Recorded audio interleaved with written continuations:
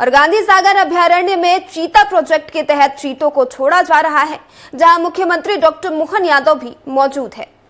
आप देख रहे हैं लाइव तस्वीर। प्रयोग किया गया है, यही कारण है कि हमारे अपने देश के अंदर सबसे अच्छी स्थिति में, बल्कि देश तो क्या दुनिया के लिए रिसर्च का ये एक अपने आप में उदाहरण बन रहा है कि मध्य प्रदेश के अंदर आबो हवा में ये चीता न केवल परिवार बढ़ा रहा है, बल्कि अपनी उपस्थिति से सभी प्रकार की जीवन के लिए मूलभूत सुविधा जुटा करके उनकी ग्रोथ रेट जबरदस्त है। 80% से ऊपर ग्रोथ रेट, ये दुनिया के लिए आश्चर्य की बात है। कई और देशों ने प्रयोग किए लेकिन फेल हो गए। हमारे यहाँ तो एशिया महाद्वीप से भी चीता गायब हो गया था। आखिरी बार कोरिया में, छत्तीसगढ़ के अंदर वर्तमान में तत्कालीन महाराजा ने एक चीता का शिकार किया था। उसके बाद से कई ये विलुप्त प्राय थे।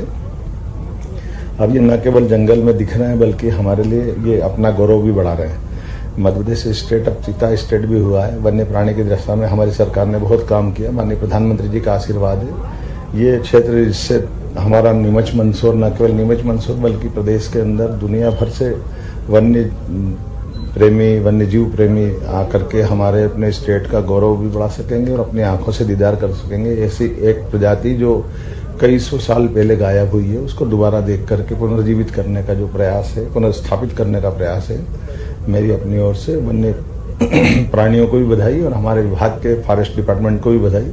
और खास करके ये हमारा गांधी सागर का जो अंचल है, ये प्राकृतिक रूप से बहुत सौंदर्य वाला है। अद्भुत जल राशि है, अद्भुत प्रकार की सब परमात्मा ने की कृपा दी है। ऐसे मालवा का गौरव बढ़ाने के लिए इस टाइगर अभयारण्य की तरह ये चीता अभयारण्य भी बहुत अच्छा आगे जाकर के कई लोगों को रोजगार का अवसर उपलब्ध कराएगा। यहाँ बड़े पैमाने पर भविष्य की संभावनाओं को लेकर के हम और बहुत सारे प्रकार के काम करेंगे।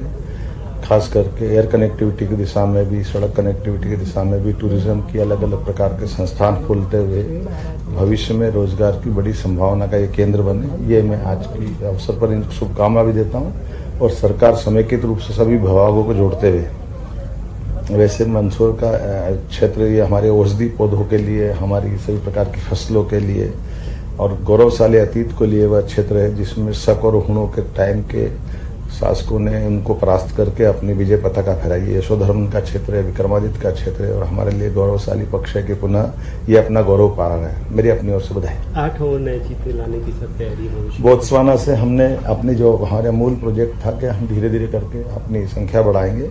बीच में वन मंत्री आए थे, वन मंत्री ने समीक्षा के आधार पर ही ये निर्णय किया था कि हमारा दूसरा अभयारण्य प्रारंभ करना चाहिए। उसी का सिलसिले में आज हमने यहाँ 2 चीते छोड़े। मई माह में 4 चीते हमको और मिल रहे हैं बोत्सवाना से, और वो जो 4 चीते हैं कोशिश करेंगे कि इसी अभयारण्य में हम छोड़ें। कुल मिलाकर के अगले 1 महीने में फिर 4 छोड़ते हुए 6 चीते होंगे। उम्मीद करेंगे आने वाले समय में और इसी प्रकार से बढ़ते जाए।